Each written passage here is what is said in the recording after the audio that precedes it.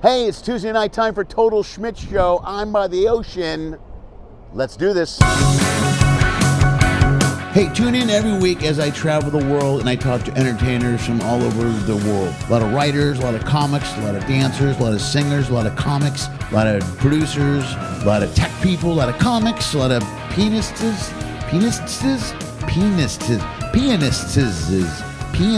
piano player type people. You know what I'm talking about. Musicians and lots of comics. Every once in a while, we'll throw in a comedy sketch, something like that, some music, some travel stuff. We'll even do a live remote from one or two of the ports they happen to be hanging out at. That's it. That's the whole show. And I'm going to record it all and put it on the intraweb. Sometimes. Usually late. Always late. Maybe. I don't know. And weekly? No. Maybe. Sort of. Either way, sit back, grab a beer, light a joint, and enjoy this week's episode of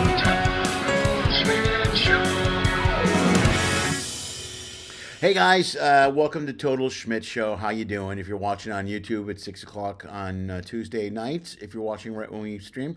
If you're listening on the podcast, thank you for tuning in. Thanks for being here. I travel the world to talk to entertainers all over the world. That's pretty much what I do. If you're watching on YouTube, do me a favor. Look above me. You see social media information, stuff on the page. Most importantly, below me, hit the thumbs up button. Do it now before you decide that you don't like it and you want to give it a thumbs down. So give it a thumbs up. Subscribe to the channel while you're at it. Also get notifications. You can get notified when I put content up, whether it's the Total Schmidt Show or any of the other podcasts or shows or content that I put up. You can get updated when I put it up immediately. Also, my social media information is around my head somewhere, and above me and below me, blue ticker explaining to you what's going on as far as the show goes, my social media, and if you want to support the show financially, we don't have any sponsors yet. I'm very close to getting a sponsor for the show, but for now, we're still sponsored by our supporters, and if you want to be a supporter, we would love to take your money. Hop in, man. Go to LennySchmidt.com. Go to the Pay If You Can button. There are numerous options for you to support the show financially. You can throw out as little as $1 or as much as $10,000. It's really your call on PayPal, credit card, however you want to handle it. It is your call. Today, I'm in Lincoln City, Oregon, at Chinook Casino Resort. I come up here every year and a half, 2 years or so. Work for Pat Wilson. Work in the Northwest. Today, I have two comics on the show. One is Erik Lewin from New York, who's working on the show with me, and Geoff Young from Seattle, who I have known for over 30 years, and I haven't seen in probably close to 25, 30 years. It's been a very long time, easily 25, I've known him, 35 years. It's been a long time. We've been around a long time. But I was thrilled to see he was on the bill. We sat down together and talked about comedy, traveling, and the different types of careers that we have bouncing around the world and the advantages we have to travel, some of the cool stuff we've gotten to do, and how fortunate we are. Do me a favor, watch the show. Just watch it. You'll know exactly what to do. Once again, enjoy my conversation with Erik Lewin and Geoff Young. 25 years. Let's start there, man. It's been a long time. It's been, way long. Dude, yeah, forever. It was nice. I was jazzed to see your name on the schedule this week. It was really nice. Yeah. And, all these years go by and, our paths never crossed. Of course, I was out of comedy for about 10 years. Right. And, yeah. Well, I was out when I went down to LA for a while. I was out a bit because I was acting. I didn't go back on the ships and start doing stand-up again until I got divorced. Right. So that's been, 15 years now. Yeah. I'm back on the road. And I kind of reinvented or fell back in love with stand-up after I got divorced.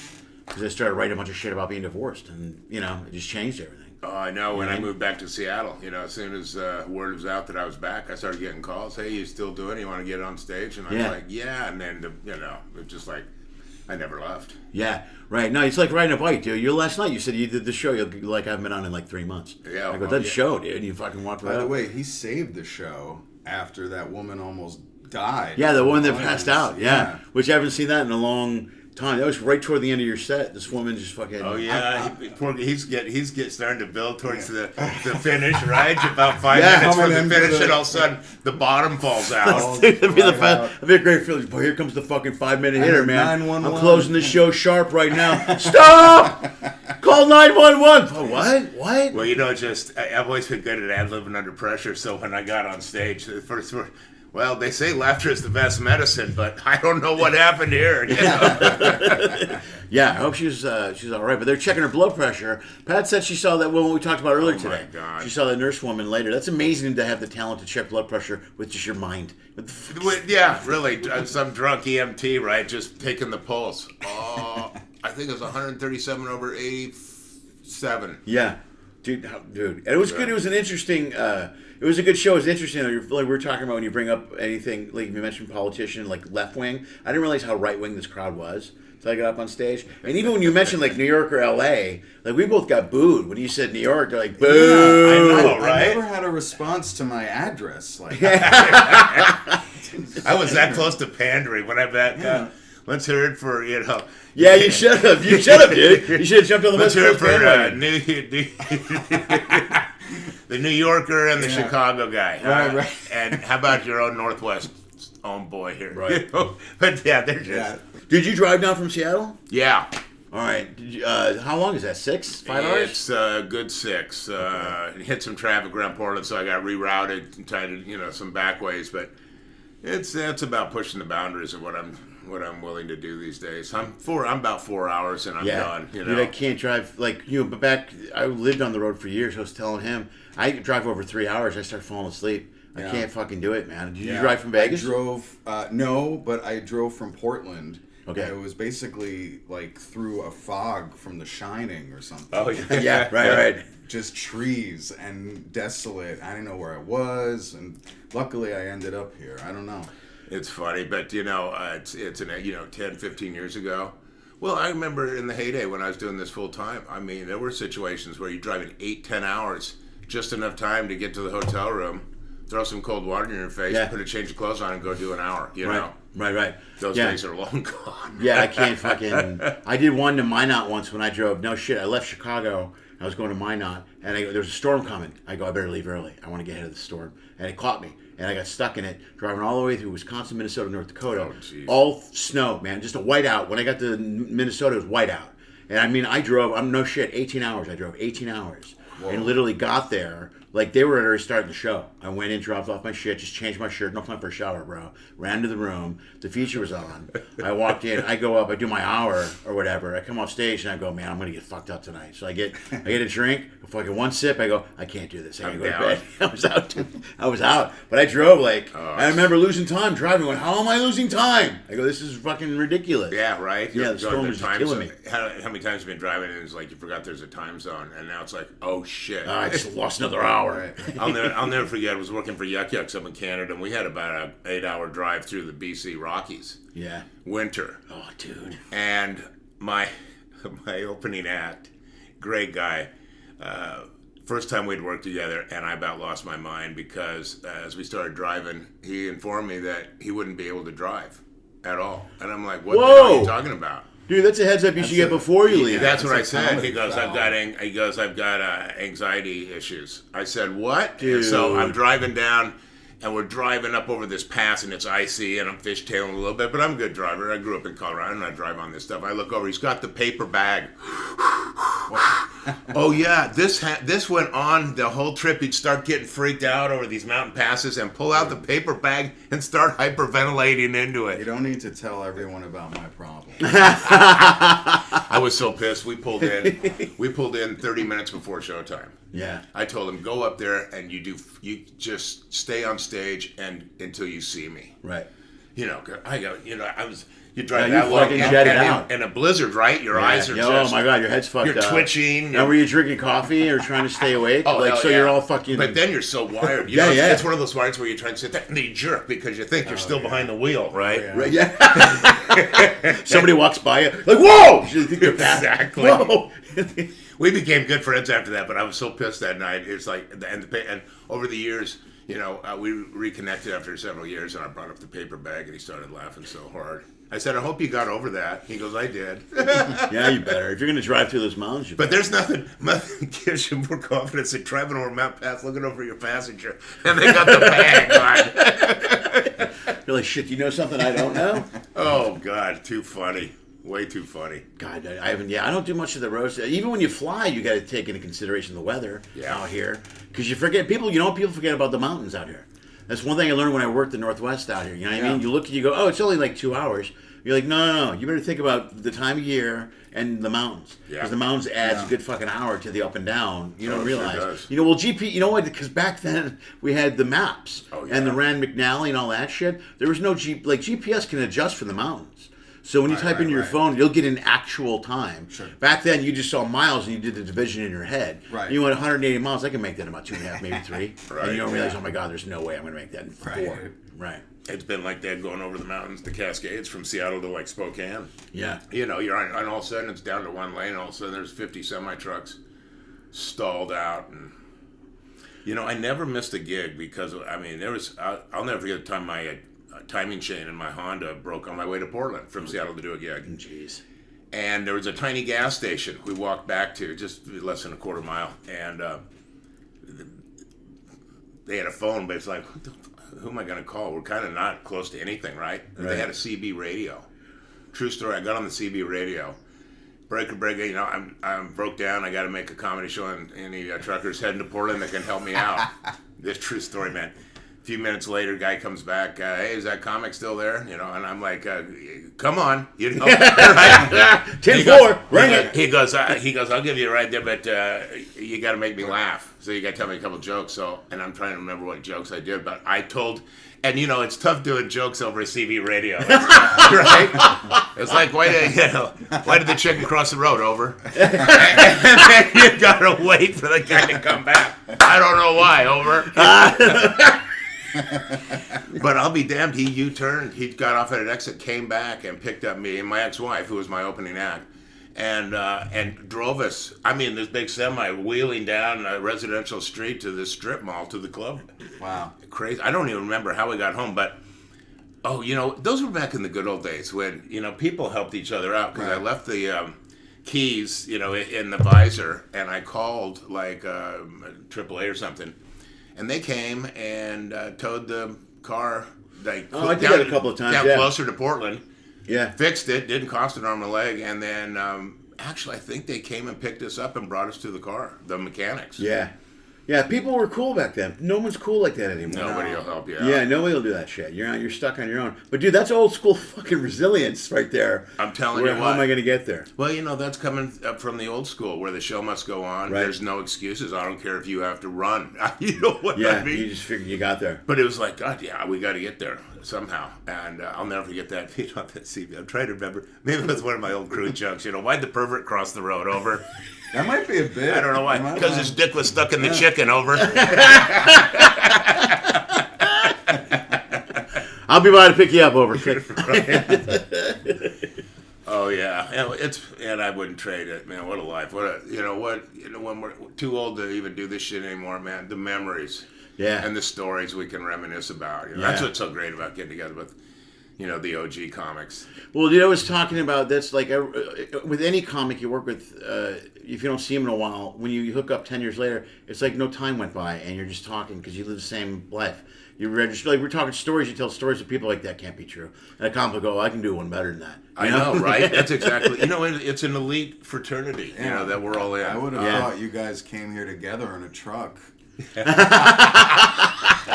That's how well you know each other. Yeah. No, it's cool, right? Right. No, it's a trip. Facebook. Man. You know, Facebook was so cool when it came out because it got a chance for all of us to reconnect. Yeah.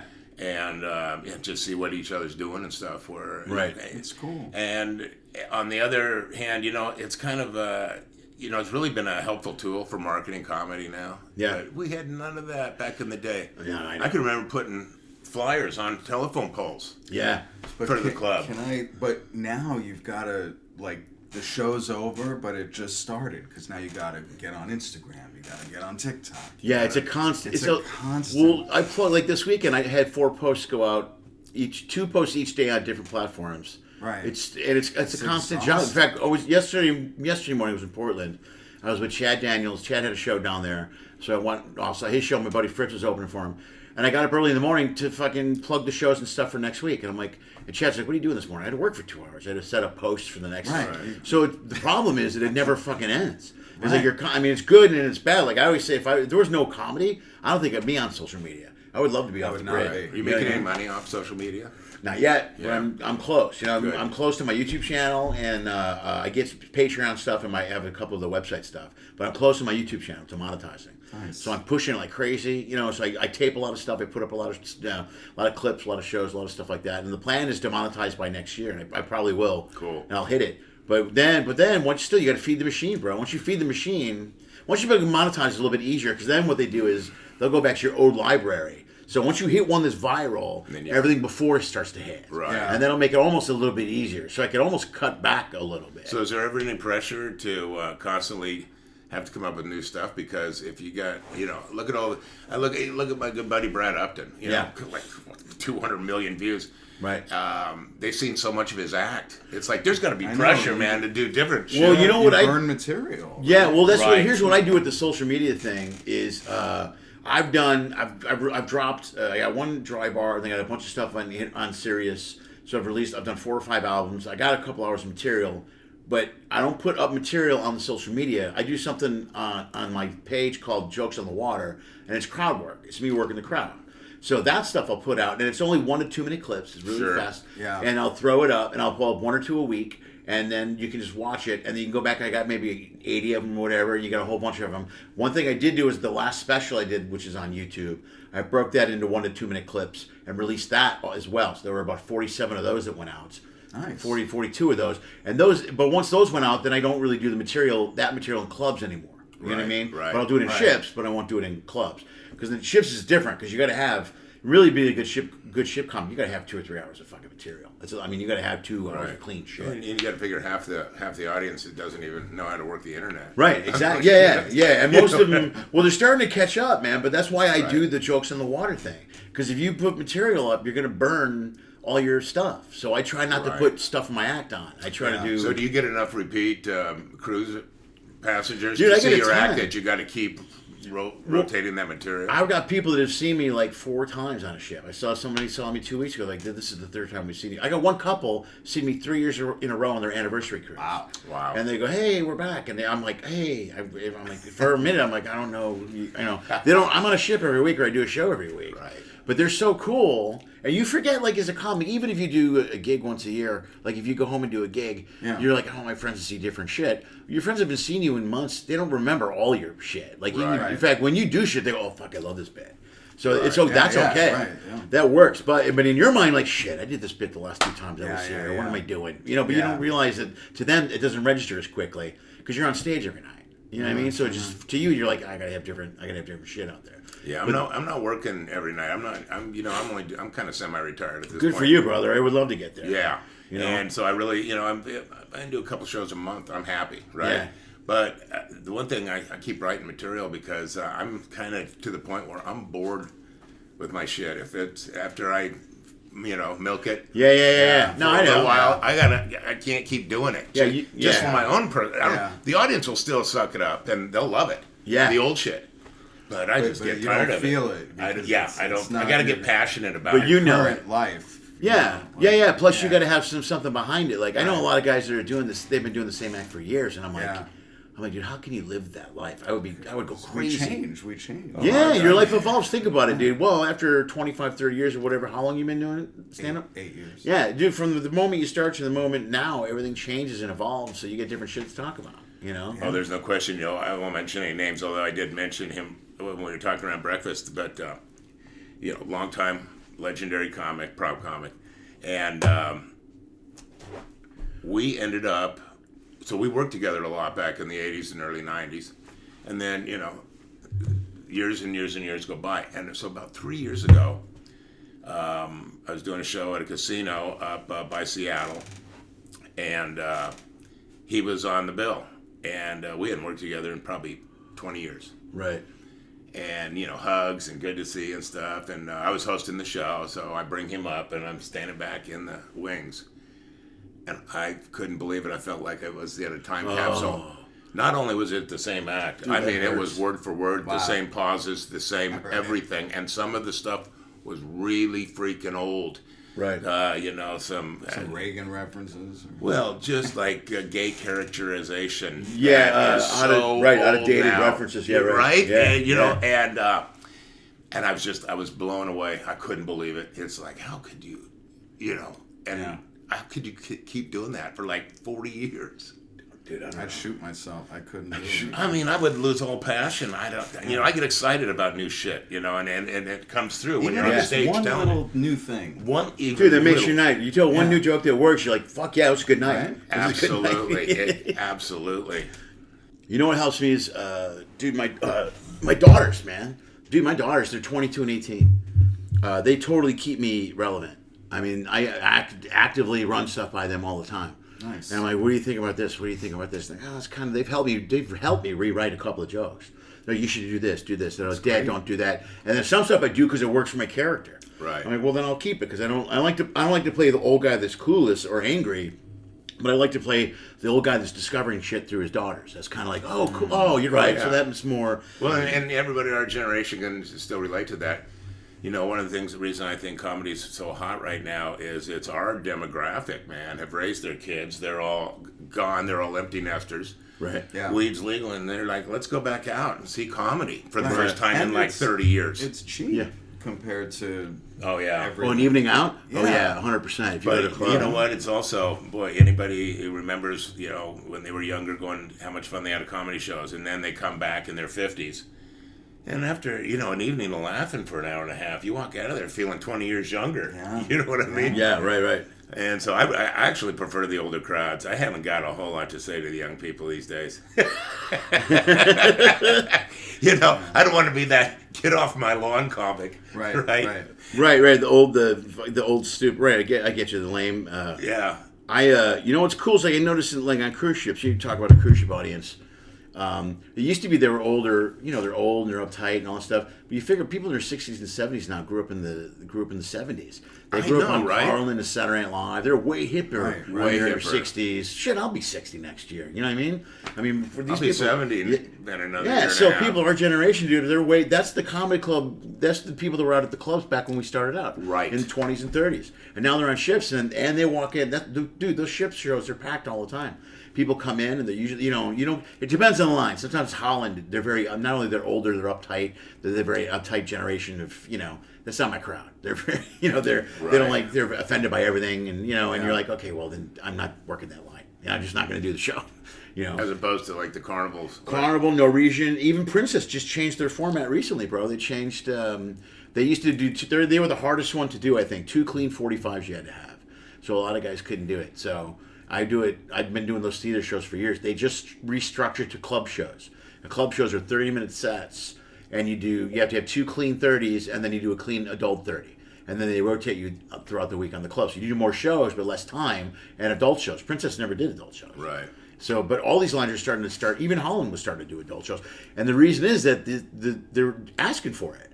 People in that, on Norwegian, it used to be they would do like one adult show, and it was packed, and everybody would complain. They were like, why can't there'd be more adult shows? We want to go to, and it's not about being blue. It's even just content. You know what I mean? It's just talking about adult content. Right. But people are like, can we see an adult show if you don't mind? That'd be great. And so more lines are starting to have more of them. So do they let you say like shit at the adult shows? Oh, the adult, you can say whatever you want. But any word, huh? Yeah, you can say, adult shows. Because you know what? Anything. It's so funny. I never got into the cruise ships, mainly because I got out of comedy when that was really starting to get going. Right. And I got back and I talked to guys I knew, and I saw them after they've been doing that, and they had none of the club edge anymore. Right. It was just really soft. Well, you got to find a balance, bro. These guys get on ships and stay on ships. Like even when I've been doing ships 15 years, and when I started, I made sure I got off and did clubs every few weeks. I'm like, dude, because I do Vegas a few times a year, Dallas, Chicago. Oh yeah, you still LA. got that edge. You can see it. You got it, man. But I've seen guys who have totally gone vanilla. And I hate when guys like go on in this gig. They'll go, I work ships a lot, and they'll do a bunch of jokes about working a ship. And I'll go, I never want to do that. You see me at a club, I want you to not even know that I fucking work a ship. Right. You know what I mean? Just be clueless. Well, Pat used to not even want to book any cruise comics. I know. Well, I had a conversation with her, and she had a point in a way, because to me, she didn't want to do it, because you know what happens is, if you booked with her, then you get an offer, she goes, these guys cancel me, and they go on the ship. Yeah. And then I'm screwed. And I go, I would never do that. That's not the way I operate. Right. I book clubs to do clubs for a reason. Yeah. I got news for you. I had an offer for this week that paid more money. And I'm like, no, I'm doing this. I'm doing this. But this was more like about 6 years ago. I can remember a couple of comics that she wouldn't hire. Yeah. Seattle Comics, they'd been doing the cruise ships for too many years and hadn't even set foot in a club. And it's easy to not write on a ship, bro. They don't, you know what I mean? You don't have to be relevant on a ship sometimes. Right. Or, I mean, it's changing now. I'm noticing the crowds shift on those ships. The crowds become hipper, man, which is great. Yeah. That's great. Yeah, because then everybody, you don't feel bad going on a ship. Well, I can remember way long ago auditioning. There was a cruise ship talent buyer. I don't remember what that club was, but I heard the ground rules, for what they were looking for. It was like, I mean, you couldn't even say "but." Yeah. Whoa. Like your butt. Yeah, no, you're kidding, right? And it's like, oh, you got to be kidding me. I said, I can't do that. I can't be who I'm not. Right. Well, why would you take the gig? You know what I mean? Like, that's why I don't pursue, like, Holland is pretty strict still, I think. Yeah. And Disney's brutal. You know what I mean? I'll bet. Yeah. But once you get in with Disney, man, from what I've heard. But the cruise ships, like you said, man, if you can still set your foot in the club and stuff, I mean, it's been a godsend to comics to be able to make a good living. Yeah. No, it's like I'm booked for almost all of next year, dude. I got 2 weekends open. That's it. That's amazing. Yeah. So, I mean, it's good, but it's just balance, bro. You got to work different lines and clubs.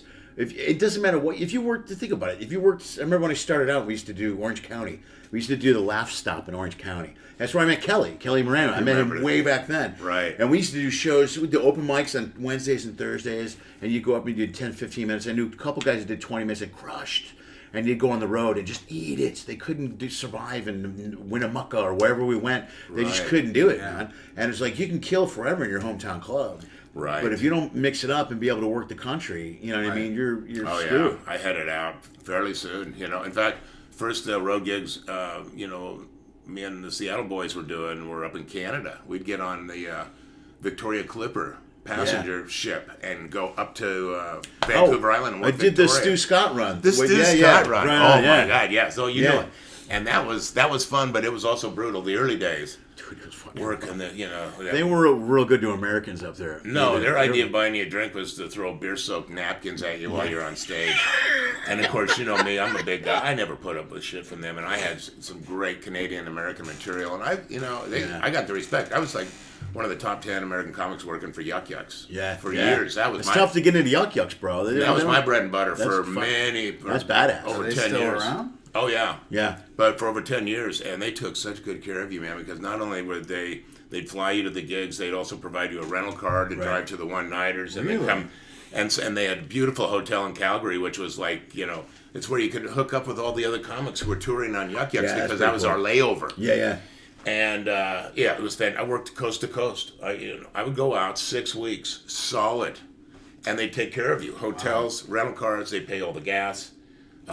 And they even had Calgary and Edmonton are about 3.5 hours apart driving, right? They put you on, they had this bus, that express bus that went from Calgary to Edmonton, one stop in Red Deer, which they also had a show in. This was like a luxury bus. It was like a plane without wings. You had big airline seats that reclined, tray tables, and the back of the bus was filled with complimentary snacks, donuts, cookies. Oh, dude, that's badass. It was badass. Yeah. It was sweet. And so, they really took care of you. I would come off a 6-week run up there, not nearly as road beat up as I would doing one down here in the States where you're driving every gig. Yeah, I heard that. I never got in with Yuck Yucks. I tried. They were tough to get in with, bro, and I never made it. But once you were in with them, they took care of you. They were gold. Yeah. Oh, they had a ton of work too. Ton of work. I opened up. I did 3 concerts opening up for Chicago on their 20th anniversary. No way. Shows you how long ago that was. That's awesome. Oh my God, because that was when I had all their albums, and I was just I was blown away. It's one of the greatest gigs of my life. And of course, by their 20th anniversary tour, there were no groupies. There were groupies, but they were all married, man. They had their kids and their wives with them on the tour. Yeah, it's a different vibe. And I try and bring all the groupies back to the club because, I would go and open up, and then I would jet back and do the late show at Yuck Yucks. Yeah. And I loved that. You know what was so cool about that? That gig was I opened up for them 3 nights, and then I didn't get a chance to hang out with them at all because I had to zoom back to the club to headline the late show. Right. So flash forward like 30-some years later, Danny Seraphin, who was the founder of Chicago, the drummer, founder, And he'd left them for a number of years. Well, he came back, and he's got his own band, and they do a high-powered Chicago songs. Man, they're tight, horns and everything. And he came to Jazz Alley in Seattle, one of the greatest jazz clubs in the country. And I know the manager there. My wife and I frequent that place a lot, so I went to go see him. Told Bernie to tell him that I'd like to come say hi to him. He invited me back to the dressing room, man. We had a reunion 30 years after I opened for them. Dude, that's awesome. Wow. And it was just, I got pictures taken and stuff, and we caught up. And, it's just one of those beautiful things about this thing of ours. Yeah. You know what I mean? Yeah. To have these life experiences. Yeah. I treasure them, I just opened for a Poison cover band, actually. Oh, did you? Dude, that's sweet. I know that guy. Yeah. Best bar I like and these grill. guys. Best bar Jimmy Pardo's a big fucking Chicago fan. He's done a few events with them, man. Yeah. He's sweet. I mean, he's like a Chicago freak. He's seen them every time they come to town, but he knows them too. He says he's got great things to say about this. Great guys, man. Great guys. Never had the opportunity to do anything like that. That would be pretty cool. Isn't Jimmy Pardo the warm-up act for Kimmel or something? No, he worked Conan for years. Conan. And then when Conan left, he was out. And Jimmy did the pre-show and the post-show. Jimmy's got the Never Not Funny podcast. That's his moneymaker now. He does. That's all he does is the podcast. And a little bit of road stuff. In fact, this weekend, he's in Burbank at Flappers. And then I found out he's going to be going back to Cedar, in Iowa, Cedar Falls or Cedar Rapids. I hear he's a great comic. I haven't met He's him. a good friend of mine. I've known him for 30-something years, too. He's a baseball guy. So we're both Southside Chicago White Sox fans. Okay. So we go to Sox games together. I just had him on my show a few weeks ago. Nice. But I'll tell you what, he's one of the early guys on the podcast thing. His podcast is huge. I mean, huge. He's got multiple different packages, gold packages, and all this stuff. Wow. Yeah, and he's got a ton of followers. He does a great job, man. And he did a great job with Conan. He was with those guys for a long time.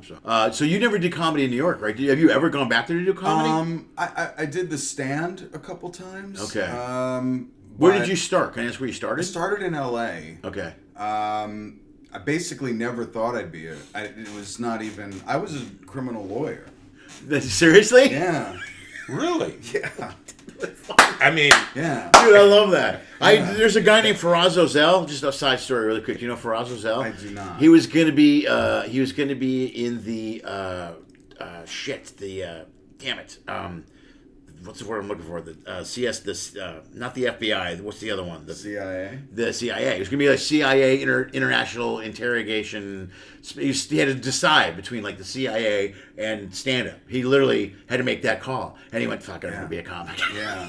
I mean, he was gonna be hardcore. so you were a defense attorney? I was. Okay. Wow. Yeah. For how- That's kind of different from a criminal. And a criminal attorney is like what Rudy Giuliani is now. Yeah. Right. Yeah. He's an attorney who's a criminal. Yeah. Right. But how long were you doing that? I did it 10 years. Holy shit, bro! I know. In New York or Yeah, so I started as a public defender in Brooklyn for like 3 years. Okay. And then I dropped everything, moved to LA, took the bar, opened up my own firm, and I had that for 7. I had my own shop. Holy crap, that's I wild. would just schlep all over LA, Compton, Long Beach, downtown, everywhere. right? And all kinds of gangbangers, you name it. Yeah, there's a lot of work out there, bro. You know, I always thought with the gifts of a good stand-up comedian, man, I always thought over the years, God, with my ability to influence people and talk to them and connect with them, be a great lawyer. You know what I mean? Yeah. Yeah. The courtroom performance in front of the jury. Plus, you could break down a witness. You know what I mean? Yeah, that's what I enjoyed, actually. Really? That's pretty cool, bro. Yeah, thank you. I mean, I like that now, no one goes to prison, no matter Yeah, what that's I gotta be a do. bad It's feeling. refreshing. Yeah. But dude, that's badass because you went Yeah. to. That means you went to real college and shit, and real. I mean, that's fucking commitment, man. And I'm doing this. So. And dude, yeah, but Any fucking. chance you're gonna go back? Or No, hell no. Dude, you even. have to renew your bar card?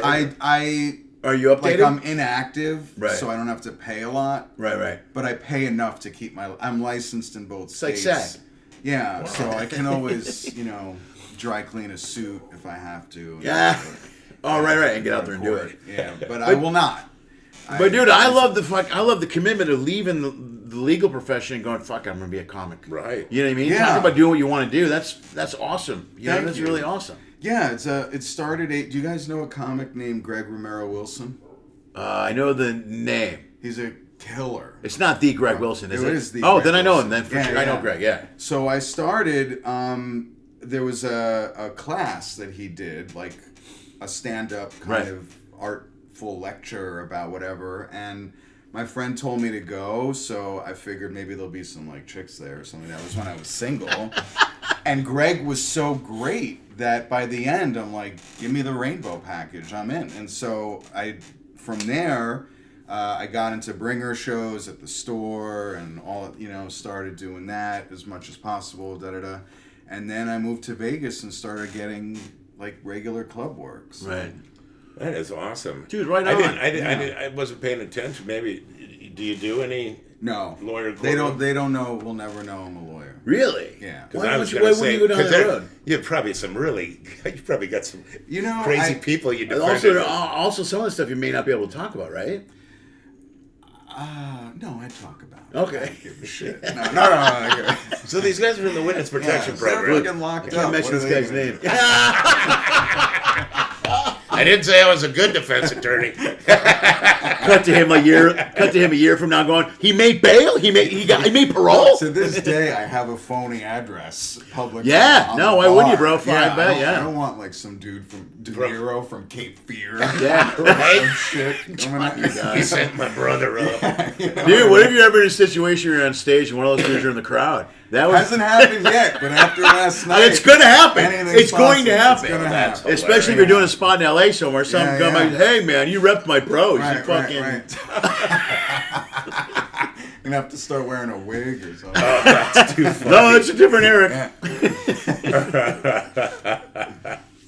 That's hilarious, dude. Yeah, thanks. Yeah, but I cool. don't. I used to talk like tell the audience I'm a lawyer, but I switched out of that and just because I felt there was a perception issue.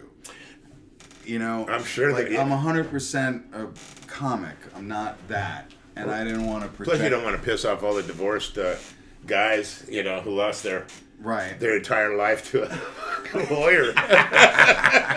Exactly. So I used to be a lawyer. You suck. I love anytime I see somebody walk away from a career and start doing stand-up. I'm always talking about, you got to do what you want to do. You got to be happy. Exactly. Well, I try to walked teach my away daughters and all the time. took my skills in photography and writing and got into the publishing game and, had a kick-ass sport horse magazine that was... Yeah, you left for 10 years. Because Steve told me you were off doing something with horses. Yeah. And we published that magazine for 14 years and traveled all over the world. We had clients, The thing about sport horses is like you've got wealthy people and then you got wealthy people with horses. Yeah. And these sport horses, like $1 million a horse. That's crazy money. And so we had these clients who became great friends and they'd, take us on their private Gulf Stream over to Europe. Wow. Oh yeah, to go shop for horses. In fact, we bought a sport horse in Germany at a auction. Really? It was the most incredible experience ever, man. Got the winning bid. All of a sudden, they bring over the champagne. Here's the farmer who raised the horse. He's in tears. He's hugging you and shit. Oh, wow. And then our friends said, "We'll take care of everything." And sure enough, they had chartered. They had a plane chartered, and they bought like 5 or 6 horses and flew them back to Colorado. You fly the horses on a plane? Oh hell yeah! Wow. And so we get a call like 10 days later. The horses will be arriving at 4 a.m. down at the farm, which was their farm was only about 5 minutes down the road from our ranch. And drive down. There's our German horse getting off the trailer. It was an unbelievable world that we were immersed in for many years. And then we got contacted by a couple people that ran these equestrian holiday expeditions, which are really big in Europe. So we ended up going to Iceland for 10 days and rode Icelandic horses all through the country and participated in their annual horse roundup, which is kind of like their Thanksgiving, all the farmers. Right. They go up and bring 1,000 head of horses down from the high country that have been loose since early spring, bring them down for the winter. So we're riding with 100 Icelandic farmers, men and women. They all got flasks of whiskey around their neck.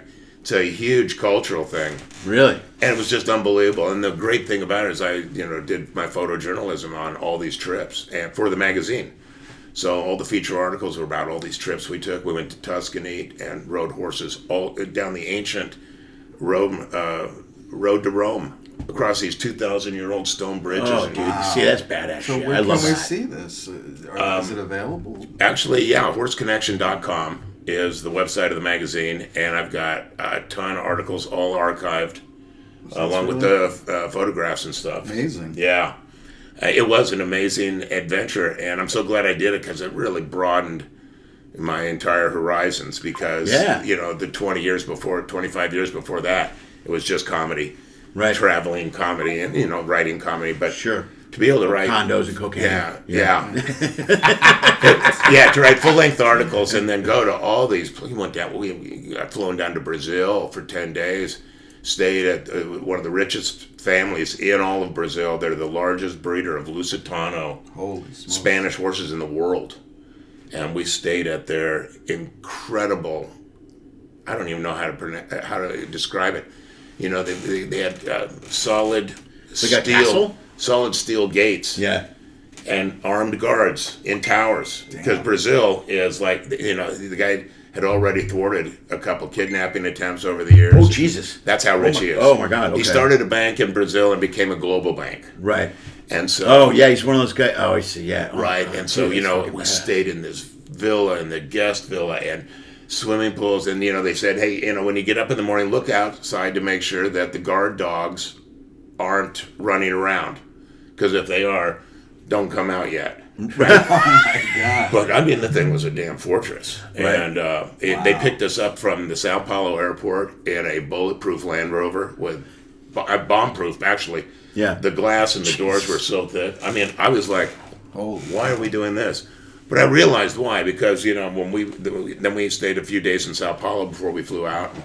You'd look around and there's graffiti all over the churches and shit. Sure, That's a country where you're dirt poor, addicted to drugs, and are killing people, or you're uber rich. Right. Or There's middle class. No middle class, right, yeah. Wow. So the clash and the police are lying. When we were staying down in a nice area of Sao Paulo, and we'd go out and eat on the sidewalk cafes, and plainclothes cops stationed doorways watching us round the clock. Because they've got to protect their economy. Well, I believe it. That's And if they don't, people won't shop and they won't go out because they're afraid of getting robbed. I heard some kid rob Pele of his watch. Oh, really? Yeah, he went to the slums. Oh, yeah. On like a goodwill because and some kid stole his thing. Yeah. Some little shit took Pele's watch. Oh yeah, we're walking and they have the cops almost every block in these little stands. They sit up and look around. This cop waved us over. He could tell we were tourists. He said, keep your phones in your pocket. Don't be holding them because people come running by. And, of course, they got a problem with young kids, man, who are addicted to coke and shit with guns, who are robbing people. But we didn't, fortunately, we didn't have any problem with that. And it was an incredible adventure. But that was a whole world. That was a whole nother world that I lived in for many years. That was just added a lot of sweet memories. Dude, anytime you start traveling that international shit across seas, like I haven't done a lot of stuff over there. I've done a little bit, Ireland and stuff like that. But dude, like that's old stuff. Like I the farther east in this country you go, like New York, Chicago, you see stuff that's like Frank Lloyd Wright and old buildings. Right. But you get overseas, there's buildings and castles that are 2,000 years old. That stuff blows me away. Oh, like churches, especially churches. There's tons of churches and cathedrals where you're like, fuck, this church is how old? I know. We stayed at a castle. We've been to Ireland about 6 times. Stayed in castles. We had a complete 2-week tour of Ireland, all expenses paid by the Irish Tourism Board. Oh, that's cool. For me to write a big article in the magazine about going over there and experiencing their horse culture, right? Yeah. But as we pull into Dublin and I look over here, and here's a pub that's 800 years old. Wow. And it's right next to a sign that says the birthplace of Bram Stoker. Right. Whoa. And I'm like, holy crap, man. Dude, did you get a pint in the pub? Oh, hell yeah. You gotta go to the pub, man. Shit. You gotta, Are you kidding me? I mean, and drinking the fresh Guinness and... Oh, dude, I love that. It's so good over there. Oh, yeah. It's like Ireland's one of my all-time favorite places. We spent Thanksgiving over there one year in Kinsale. And, oh, that's awesome. But Japan was just like blew my socks off, man. Another planet. And we got panicked because we got lost and didn't know how to get back to our hotel. We couldn't find anybody who would speak English. Oh, wow. So that was an eye-opener. Yeah. But so you're there, and then you're there for like 36 hours in Japan, then back to the airport, back on the plane, 5 hours to Guam, right? Beautiful resort hotel, and you do, like, I think it was 3 or 4 nights, at the in the hotel. They had a banquet room, and then after that, they just treated you like royalty. You know, as we got there was a brand new van that had like Miller beer, and the whole tour was underwritten by Schweppes. Oh, no way. Okay. So we get a goodie bag, right, that's filled with booze and cartons of cigarettes. And, of course, I was in freaking heaven. You know, Marlboros and vodka and scotch. I'm going to die in style. Oh, no shit. It was like, wait, dying going to heaven.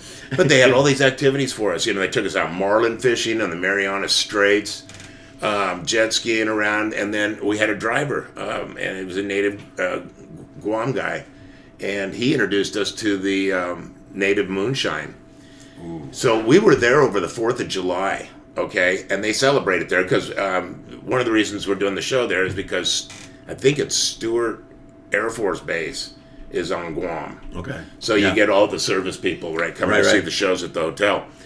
And and the whole island it's a festive holiday, and they celebrate, you know, American 4th of July. And our driver took us into a little, you know, village outside, you know, on the island. Yeah. And here are all these people lined up with jugs in front of this small little house. And here's a woman sitting out there with a table, right? And you can look, they've got these like palm trees, and they've got, you know, spigot spikes into the trunks.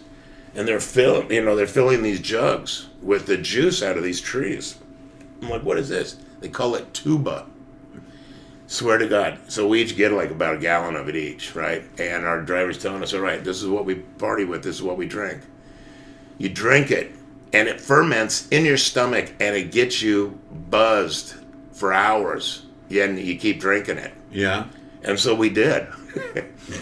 I mean, it's like it turns into like, I don't know what it was. I don't know. It was I don't know if they were coconut trees or what they were, but it's like, it turns in like a fermented like wine or something in your gut. So it becomes liquor or booze in your body. Yeah. All right. And oh man, we were toasted for hours.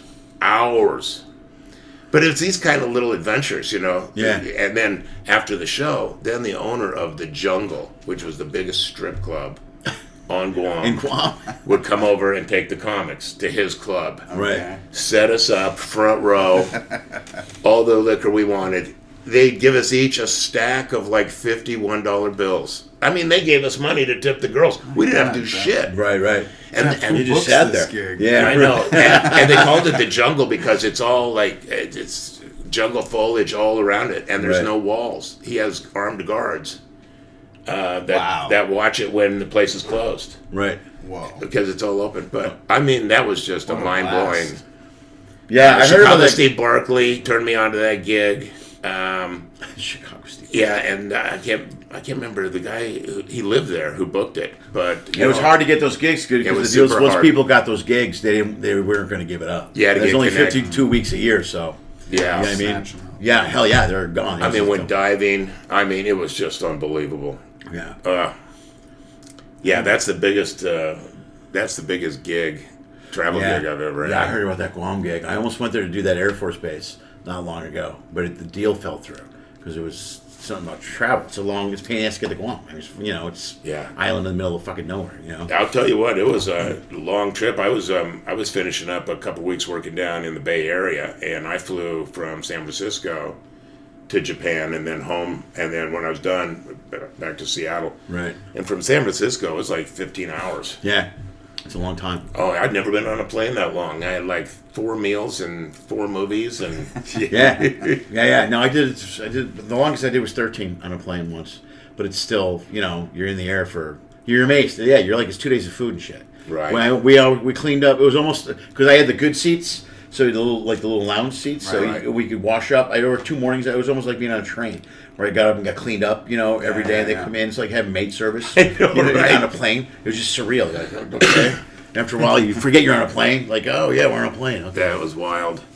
Yeah, you know what? Being in this business, gave us opportunities to go to the most wildest places. I worked for BP Oil they flew me up to Prudhoe Bay to work on their oil platform. You know, they've got... Oh, no shit. Did you really? Yeah, and so that whole thing is built on the permafrost. Yeah. And they have big cooling units underneath it. Yeah. Because they can't let the permafrost melt. Yeah, right. So it's an enclosed city, basically. Yeah, right. And these guys are up there for 2 weeks on and then 2 weeks off.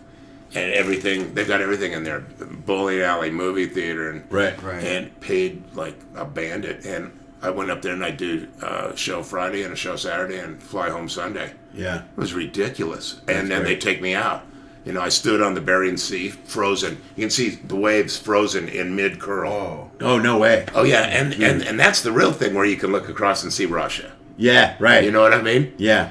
And so that was a great gig. I did that twice, and then I went up and did Barrow, which is the farthest northern U.S. Village in the entire North American continent, right? Okay. And so above Barrow is where they have this big satellite dishes, and you know you're at the top of the world when these satellite dishes are actually tilted a little bit, pointing down. Yeah. Whoa. Because they go out and they'll intercept at the equator. You know, Oh, right. You're at the top of the world, so they are actually tilted down That's to catch. surreal, dude. You know, I took pictures of it. It's like, what the? You're like, wow, I'm above everyone. Everyone. And saw polar bears up there, and they give you the grand tour. And the thing was so cool about Barrow is like, they finally made it a dry town because the drug and alcohol abuse. I mean, that environment is just so conducive to it. Yeah, right. And sure. the main industry in Barrow is mental health and rehab services. Right. For the natives and the people who live there. Right. And so that's who we were entertaining, all the people who work in the detox units and the Right. Yeah. and the guys who go out in the helicopters at night and look for Eskimos who are passed out on their way walking back to their village. Really? And swoop down to keep them from freezing to death. Yeah, right. But so I stayed at the Top of the World Hotel, and it was booked full of young Japanese couples who, believe it or not, they actually fly from Japan to Barrow, Alaska, so that they can fornicate under the northern lights Okay. to have a son. Apparently in Japan, Is that a thing? if you fuck under the northern lights, it is a thing. Okay. To a point where that's their main business during the northern light, during the winter. Oh, of up course. There. It's the So the Japanese Japanese couples. that fly in, I'm they like, gotta- they're crazy. Yeah. But then the other thing, it's dry, right? Right. So every Friday, the plane that comes in, there's a line of cars a mile long out of the airport waiting for the plane to land. And on the plane, Is booze? booze. Yeah. And there's a guy up there just making, he's got a buddy in Anchorage. He takes the orders and the money there, Oh, calls his dude. buddy, he loads up and the people. What should cost you for like a handle of vodka up there? That's got to be I brutal. can imagine it was out. I didn't know because I didn't bring it. I didn't drink while I was up there because I was doing a show. But Right. I tried to order a drink and no. Right. But then some guy goes, if you need a pop, I'm picking up my case of whatever, But I looked and sure enough, there were people waiting and the plane loads and here comes the cargo and then the truck comes in here, box after box. People coming up to the cars, getting their shit, Yeah. and signing off. It's just, talk about a weird lifestyle to live Yeah. up there. Dude, yeah. Okay. Well, I guess I was going to say, I don't know if I could live there, but you don't have a choice if you're born there. Right. You know what I mean? You just grow up in that atmosphere. Well, and a lot of guys are stationed up there because they took me up just a little bit farther, and it's the first built during World War II, and then for the Cold War, the first early warning system that the Russians are entering U.S. airspace. Right, yeah, right. So they're the very, it's ground zero, so to speak. Ground zero, Yes, yeah, right. exactly. So Yeah. that was pretty cool seeing that. And then Yeah. saw I was at ground zero of the Alaska pipeline when Right. I was in Prudhoe Bay. Oh, dude, that's insane. That was cool as shit. Yeah, that's really cool. Yeah. Yeah, I haven't done any of that stuff up there, man. That's pretty cool. It was some good stuff, man. That's it was more than a living. It was an adventure, Dude, you should write a book, bro. If you did enough writing, you should write a book. Yeah, you know what? I should. You should, bro. I'm not kidding you. I've got a Because lot you've of layered stuff. different careers and the writing experience that you have, all this stuff in the story shit. I mean, you could throw in Absolutely. fucking road stories about stand-up and you should yeah. absolutely write a book. Yeah. Yeah, my wife's been getting on me to do that. Yeah. She goes, "Hey, if you need help, take Prevagen." I said, "That shit doesn't work because I keep forgetting to take it." That's the problem. Prevision. What is that? Is it It's a memory Is it? enhancement. sponsor. They're advertising on TV now, and Really? it's actually there's nothing clinical to prove that it even works. Now, is it one of those fucking? But they're charging like $60 a bottle. People of are it. buying it. Is it FDA approved? Of course it's No, not. hell it's no. not. No. But they Right. tout it improves your memory. No, there's got shit like that all the time. Right. Yeah, it's always, well, it's the same thing as, where they get shit as big as the fucking diet industry. Oh, yeah. All the fucking fat burning, lose weight shit, all that stuff is bullshit. Bullshit. You know what I mean? Where you're just like, you can just eat right and work out. Eat right. I'm like, no, I need a pill. exercise. Right, Seriously. Right on. Good. Dude, let's wrap this up, Let's bro. I wrap think it. we're good. Dude, this was perfect. Thank you guys both for doing this. Oh, buddy, this is is just fucking- so I'm great glad- to sit down and Yeah, see you this is after all fucking good these to be here, years of brother. talking and to meet you. Yeah. Absolutely. So let's have a good night All tonight. right. You guys do me a favor. What do you, social media, you want to plug something right to the camera? Anything? I'm on Facebook, Geoff Young with a G. I've also got several YouTube channels. Just punch in Geoff Young Comedy or Geoff Young Media, and there we are. Where are we? I'm on Snapchat. No. MySpace. True young guy. Friendster. And, no. You can catch my Twitch stream tomorrow at 4. Catch him next week on Truth Social. That's right. Yes. My Instagram. I'm Erick Lewin. ErikLewin. So at Erick Lewin Comedy on Instagram and Facebook. Just my name. Nice. And if you're in an accident and you need a lawyer, call Eric. He can help you out. Absolutely. Thanks, guys. Lenny, you're the best. Perfect. brother. Thank you. Lenny.